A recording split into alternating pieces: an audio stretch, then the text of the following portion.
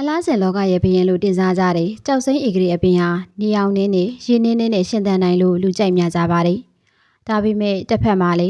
ဒီအပင်ကကင်ဆာဖြစ်စေတယ်ဆိုတဲ့သတင်းဆိုးတွေကြောင့်စိုးရိမ်နေကြသူတွေလည်းရှိကြပါတယ်ဒီနေ့မှာတော့ကြောက်စိမ့်ဧကရီအကြောင်းကိုသိပ္ပံနေကြအချက်အလက်တွေနဲ့အတူကြောက်စိမ့်ဧကရီအပင်ဟာအရွယ်18ရက်ထွက်လာရင်သို့မဟုတ်အပွင့်ပွင့်လာရင်ဘာတွေကံကောင်းစီလဲဆိုတဲ့အချက်တွေကိုဝေမျှပေးသွားမှာဖြစ်လို့အဆုံးထိလိုက်ပါကြည့်ရှုစေချင်ပါတယ်ရှင်ပထမဆုံးအနေနဲ့ကြောက်စိမ့်ဧကရီလို့ခေါ်တဲ့ဇက်ဇက်ပလန့်ဟာကင်ဆာဖြစ်စေတဲ့ဆိုတဲ့သတင်းအမှားအကြောင်းကိုဝေမျှချင်ပါတယ်ဒါဆိုရင်ကင်ဆာဖြစ်စေတဲ့ဆိုတဲ့သတင်းကဘယ်ကလာသလဲဒီသတင်းအမှားဟာ2010ပြည့်နှစ်ဝန်းကျင်မှာအင်တာနက်လူမှုကွန်ရက်တွေပေါ်ကနေစတင်ပြီးတော့ပြန့်နှံ့လာတာပါကြောက်စိမ့်ဧကရီလို့ခေါ်တဲ့ဇက်ဇက်ပလန့်မှာကယ်လ်ဆီယမ်အောက်ဆီလိတ်လို့ခေါ်တဲ့ဓာတ်ပေါင်းများစွာပါရှိပါတယ်ဒါကိုစားမိရင်ရှာဆက်တာပူဆက်ပူလောင်ဖြစ်စေတာမျိုးတွေရှိပါတယ်ဒါကိုပဲလူတွေကပုံကြီးချက်ပြီးတော့ကင်ဆာဖြစ်စေတဲ့ဆိုတဲ့သတင်းအမှားကိုဖြန့်ဝေခဲ့ကြတာပါဒီကောလာဟာလာကိုအဆုံးသတ်ဖို့အတွက် University of Bergen ကသုတေသနပြုလုပ်ခဲ့ကြပါတယ် University of Bergen ဟာနော်ဝေးနိုင်ငံ၏ဒုတိယအကြီးဆုံးမြို့ဖြစ်တဲ့ဘာဂန်မြို့မှာတည်ရှိပြီးတော့ဥရောပ၏ထိပ်တန်းသုတေသနတက္ကသိုလ်တွေကတစ်ခုဖြစ်ခဲ့ပါတယ်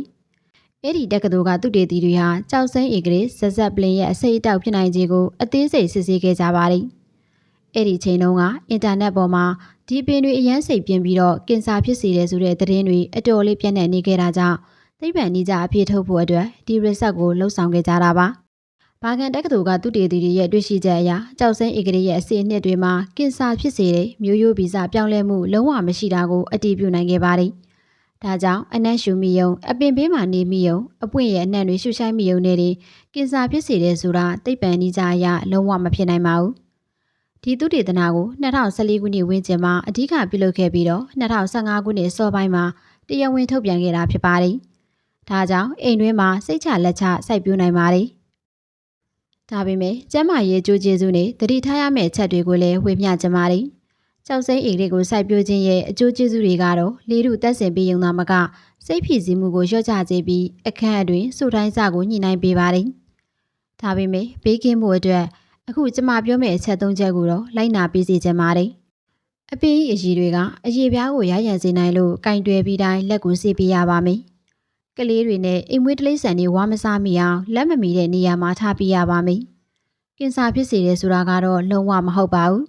။နောက်တစ်ခုဝေမျှချင်တာကတော့ကြောက်စိမ့်ဧကရီပင်တွေကအရွယ်18ရွယ်ထွက်လာရင်ဘလို့အကျိုးပေးချောင်းကိုဖုံးရွှေပညာအရဝေမျှသွားချင်ပါတယ်။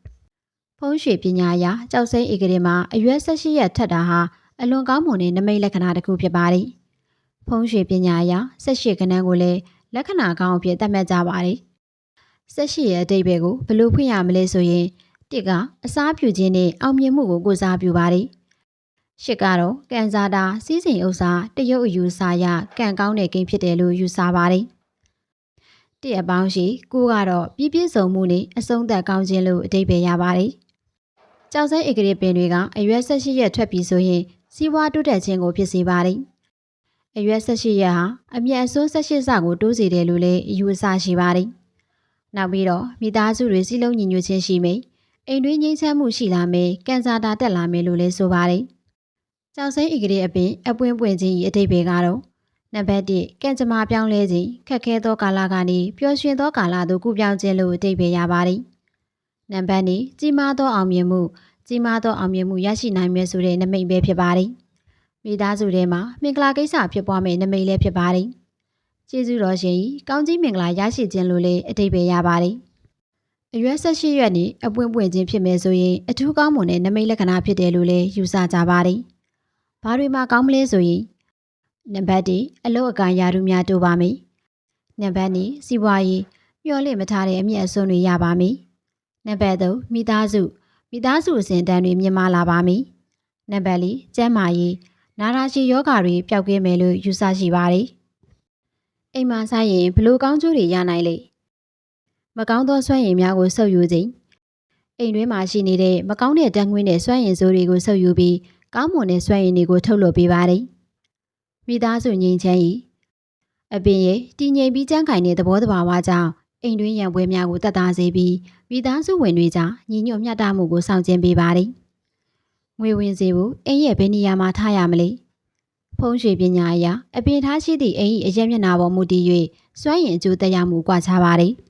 ထားရှိရမည်နေရာဖုံးရွှေအကျိုးကျေးဇူးအရှိတောင်ရဲ့ဝီကြီးနှင့်စီးစိမ်ဥစ္စာတောင်ဖြစ်ပါသည်ဒီနေရာမှာထားရင်စီးပွားရေးအစမတန်တိုးပြီးငွေဝင်ကျန်းစေပါသည်အရှိအရက်ပြည်သားစုနှင့်ကျန်းမာရေးတောင်ဖြစ်ပါသည်ပြည်သားစုဝင်များကျန်းမာရေးကောင်းမွန်ပြီးစိတ်အေးချမ်းစေပါသည်အိမ်ရှိတကားဝဧကန်အိမ်ထဲသို့စိတ်ဝင်လာမည်မကောင်းတဲ့စွမ်းရည်များကိုတားဆီးပေးပြီးလက်လာပါနှင့်အခွင့်အလမ်းကောင်းများကိုဆွဲဆောင်ပေးပါသည်ရုံကန်အလုပ်စပွဲလုပ်ငန်းခွင်မှာဆုံးဖြတ်ချက်မှန်ကန်စေခြင်းယာတူတိုးခြင်းနှင့်စီးပွားရေးအဆက်အသွယ်ကောင်းများရရှိစေပါသည်ရှောင်ကျဉ်ရမည်နေရာများအိမ်သာရေချိုကန်မကောင်းသောစွမ်းရည်စုဝေးရာနေရာဖြစ်တာကြောင့်အပင်ဤမင်္ဂလာစွမ်းရည်ကိုမှိတ်မိန်သွားစေနိုင်ပါသည်အိယာတက်တက်အိတ်ခမ်းအတွင်းထားနိုင်တော့လေအိယာကောင်းရင်တက်တက်တွင်ထားပါကအပင်ဤကြီးထွားမှုစွမ်းရည်ကြောင့်အိတ်ဆက်မှုကိုအနည်းငယ်အနှောက်အယှက်ဖြစ်စေနိုင်ပါသည်လက်လာပါပုံမှုအစွမ်းထက်စေရန်ဖုံးရွှေနီလန်းများနံပါတ်1အနီရောင်ဖဲချိုးချီခြင်းအပင်ဤပင်စီသို့မဟုတ်အိုးတွင်အနီရောင်ဖဲချိုးတေးသေးလေးချီပေးပါကမီးတက်နှင့်တက်တက်ပေါင်းဆက်သွားပြီးငွေကြေးစွမ်းရည်ကိုပုံမှုနှုတ်ဆွပေးပါသည်နံပါတ်2တရုတ်ရှီဟောင်းကြီးပြအပင်အိုးအတွင်မြေကြီးပေါ်တွင်တရုတ်အပေါက်ပါကြီးပြသုံးပြားကိုအနီရောင်ကျိုးဖြစ်တည်ပြီးတင်ထားပါကလက်ရွှင်စေပါသည်ဒါပေမဲ့ဒီယူဆတွေဟာရိုးရာဗဟုသုတနဲ့ယုံကြည်မှုတွေပေါ်မှာအခြေခံပါသည်ကျမအနေနဲ့ကတော့ကြောက်စိမ့်ဧကတိအပင်ကိုလေထူးတန်းစင်တဲ့အပင်ဖြစ်ထားရှိခြင်းကအကောင်းဆုံးပဲဖြစ်ပါသည်တကယ်လို့18ရွက်ထက်လာတဲ့အပွင့်ပွင့်လာတဲ့ဆိုရင်စိတ်ချမ်းသာခြင်းနဲ့အကောင်းမြင်စိတ်ကိုပုံမရရှိစေနိုင်ပါသည်အရေးကြီးဆုံးကတော့အပင်ချစ်သူတွေအနေနဲ့အပင်ကိုမျက်နှိုးစွာပြုစုစောင့်ရှောက်ပြီးသူ့ရဲ့အလားကိုခန်းစားနိုင်မှုပါပဲကျမမိတ်ဆွေတို့အိမ်မှာရောကြောက်စိမ့်ဧကတိပင်စိုက်ထားသလားဆိုတာကွန်မန့်မှာရေးခဲ့ပေးပါဦးအခုလိုပင်တွေအကြောင်းကိုသိပ္ပံနည်းကြအချက်အလက်တွေနဲ့သိချင်နေဆိုရင်တော့ကျမရဲ့ channel လေးကို subscribe လုပ်ထားဖို့မမေ့ပါနဲ့ရှင်ဒီဗဟုသုတတွေကိုတခြားသူတွေသိစေခြင်းရင်လည်းလိုက်ရန် share လုပ်ပေးခဲ့ပါဦးနော်အားလုံးပဲတန်ရှင်းတဲ့လေတူထဲမှာကျမ်းမာချမ်းသာကြပါစေကျေးဇူးတင်ပါတယ်ရှင်